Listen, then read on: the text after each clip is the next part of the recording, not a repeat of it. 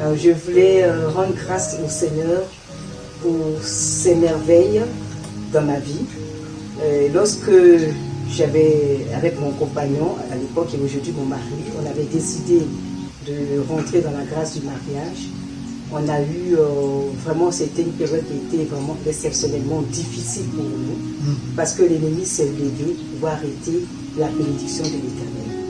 Eût été les prières, on ne serait pas mariés aujourd'hui. Mais le Seigneur, dans son amour, nous a exaucés et il était avec nous. Amen, amen, amen. Wow. On va revenir un peu plus en détail sur ce témoignage, mais la première phase même de ce témoignage commence avec le fait que c'est un peu comme s'il y avait des difficultés dans ta famille en ce qui concerne le mariage. Et toi-même, tu l'as ressenti lorsqu'il y a eu des unions précédentes, pas des unions, mais des propositions précédentes qui n'ont pas abouti, parce qu'il y avait comme quelque chose qui attaquait, qui bloquait. Tu peux nous en dire Amen. C'est difficile à dire, mais souvent quand on veut témoigner, ce sont des choses personnelles qu'on vit. On n'a pas forcément envie de rentrer dans ces détails. Mais ce que je voulais dire, c'est que vraiment toute ma vie, quand je suis rentrée dans l'âge de la maturité, le moment du mariage, que je soupirais après le mariage, à chaque fois que le Seigneur emmenait quelqu'un dans ma vie, ça se terminait mal.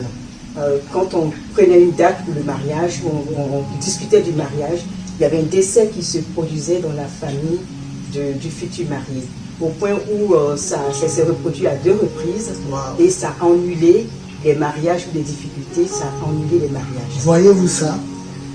Lorsque les choses étaient sur le point de se concrétiser, c'est un peu comme si une réclamation, une oppression venait travailler contre ce projet.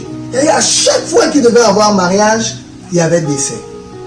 Lorsqu'une personne est victime d'une telle attaque, il ne faudrait pas, peut-être si c'est une fois, on peut dire c'est un coup de, voilà, naturel et tout, mais quand la chose se répète à 2 reprises, ça doit interpeller.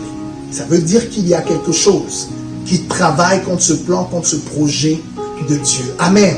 Alors on va citer, on va sauter les détails. Et il se trouve que tu viens ensuite, Dieu fait grâce, Dieu ouvre les portes et tout, tu rencontres celui qui est aujourd'hui ton mari.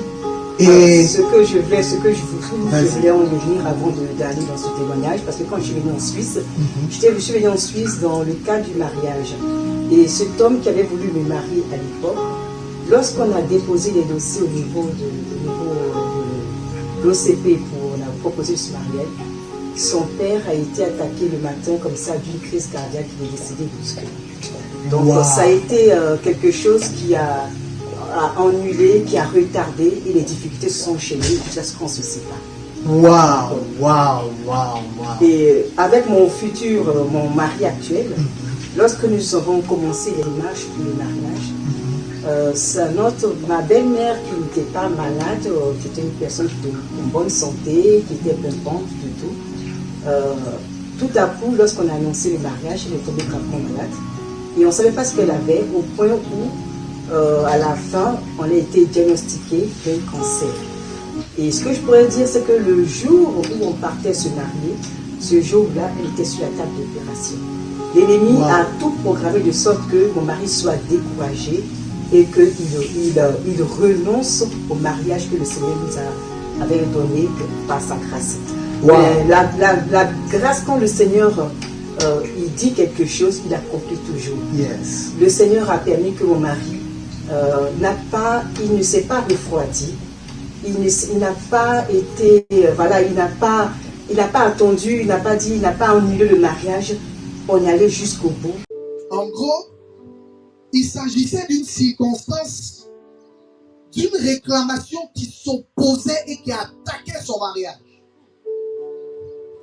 Ça peut être, en ce qui te concerne, une circonstance ou une réclamation qui attaque l'enfantement, une situation ou une circonstance qui attaque le travail. Tu sais, le diable, tout ce qu'il peut faire pour te rendre triste, il va exploiter. Amen. Elle, dans son cas spécifique, il s'agissait du mariage. Donc, à à chaque fois qu'elle devait se marier ou qu'il y avait un prétendant sérieux qui pensait mariage, il y avait un drame. Mais l'une des choses les plus bizarres, c'est que la plupart de ces prétendants qui voulaient aller sur le chemin du mariage avec elle avaient tous le même prénom. Tu vas te rendre compte quand on dit réclamation satanique. Ils avaient tous le même prénom, sans se connaître. Parfois, ils n'étaient même pas de la même race, mais ils avaient le même prénom. Et je vais aller encore plus loin. Ils étaient tous nés dans le même mois, sans se connaître. Ils avaient le même mois de naissance, sans se connaître.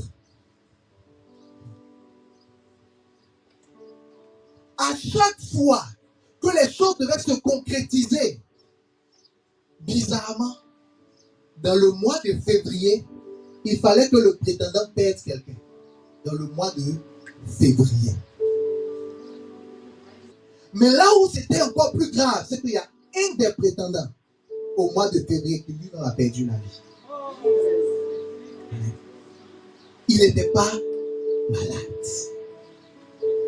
Vous voyez comment le diable est méchant. Mais Jésus est bon.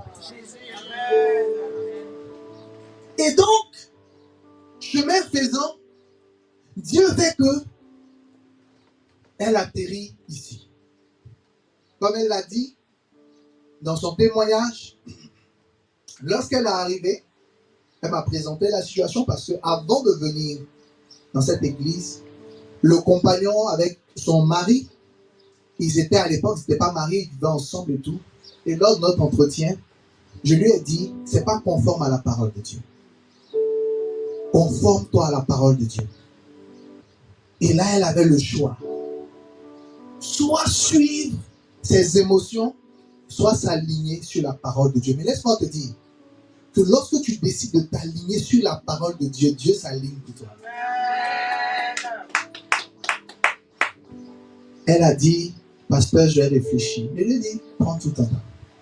Laisse le Saint-Esprit déposer en toi la conviction. Moi, mon rôle en tant que pasteur, c'est de te dire ce que la parole de Dieu dit. Mais un pasteur n'est pas un dictateur. Et je m'attends au Saint-Esprit pour que lui-même, il te parle. Et elle est rentrée quelques semaines après, le Saint-Esprit, sur la base de ce que je lui avais dit, lui a dit, cherche ton salut. Donc elle est venue devant ce compagnon, elle lui a dit, c'est bon. Soit tu me maries, soit c'est bon. Amen. Que moi je veux me conformer à la parole de Dieu. Parole de Dieu. La parole de Dieu, il faut être tranchant. Oui, il faut être tranchant. Elle a été tranchante. Elle dit, soit le mariage, soit rien du tout. Entre le monsieur, il s'était promis à lui-même que lui, il ne se marie pas. L'équation était difficile. La parole de Dieu a honoré un compagnon qu'elle aime, qui lui aussi n'a pas le mariage dans ses projets. Et puis la joie de son Seigneur. Elle dit, j'ai fait la joie de mon Seigneur. Quand tu fais la joie de ton Seigneur, il fera ta joie. Alors, on était en novembre 2019, le Saint-Esprit me dit, prenez 21 jours de jeûne. Qui se rappelle des 21 jours de jeûne qu'on a pris? Et le Saint-Esprit a dit, les 21 jours de jeûne, vous allez les prendre sur le livre de Daniel. Un jour de jeûne. Et à un moment donné, le Saint-Esprit m'a dit, rentrez en mode supplication. Rentrez en mode supplication pour activer les promesses de Dieu. Et ce qui s'est passé, c'est que quand on est arrivé dans la partie supplication, vraiment, elle a supplié. Elle supplia. D'après ce qu'elle me racontait en off, c'est un peu comme si son habit m'était devenu serpillère. Tellement elle plongeait par terre, Seigneur, je t'en supplie. Papa, elle attrape le fauteuil, papa, je suis à terre, pardon. Je t'en supplie, oh Seigneur, je t'en supplie. Je suis devant toi, je t'en supplie. Ce qui s'est produit, avant la fin des 21 jours de jeûne, il lui a fait sa demande en mariage. Et le mariage, en cherchant les dates, devait se faire en février. Wow. Le fameux mois de février. Donc on a prié. Je lui disais, cette fois-ci, Christ est dans ta barque. Jésus est avec toi. Cette réclamation n'est pas plus grande que Jésus. Et comme la réclamation est en février, la maman du mari, qui était toute contente, qui devait venir, on lui détecte un cancer.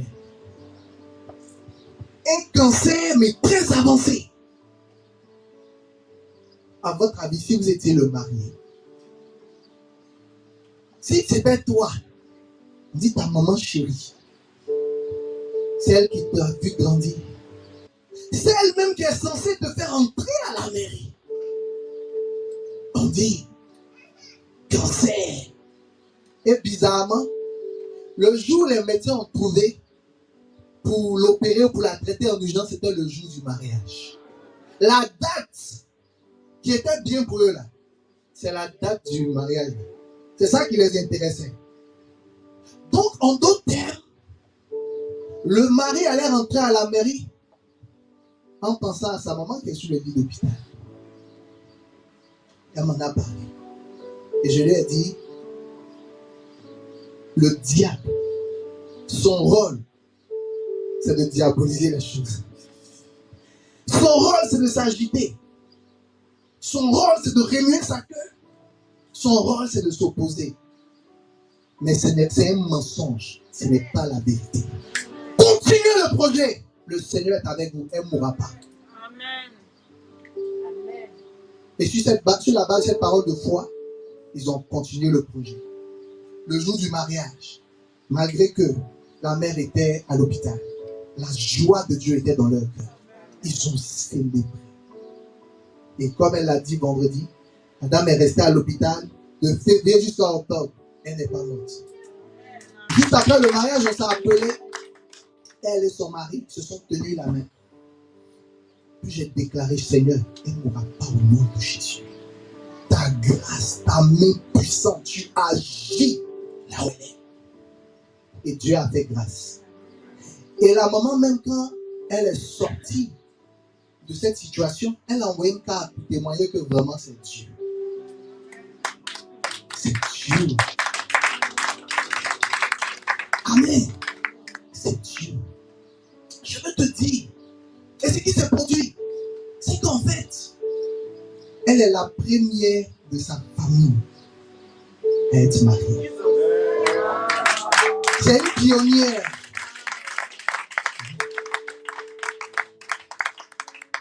Il y a des réclamations qui, lorsqu'elles t'attaquent, il y a des réclamations que tu ne peux pas gérer avec la sagesse des hommes. Il y a des réclamations que tu ne peux pas gérer avec ton intelligence. Il faut qu'une puissance supérieure à la réclamation soit avec toi dans le combat pour l'écraser, pour la dominer. Et dans son cas, Jésus est entré dans sa part. Jésus a délogé la domination et Jésus a glorifié son nom. C'est pourquoi je te dis, elle est sur le même sol que ses frères, ses soeurs, mais pas sur le même ciel. Là où dans la famille, on dit blocage, réclamation, blocage, impossibilité. Elle, son ciel, dit possibilité. Là où dans sa famille, les paroles disent impossibilité, le ciel qui régit sa vie dit possibilité. Quelqu'un pourrait dire que lorsque le diable tente de mettre un point, va sur le point et transforme le point en virgule, pour dire la phrase n'est pas terminée. Quand tu regardes le point et la virgule, ils commencent de la même manière. Sauf qu'il y a un qui refuse de rester point. Il dit, je descends et j'avance.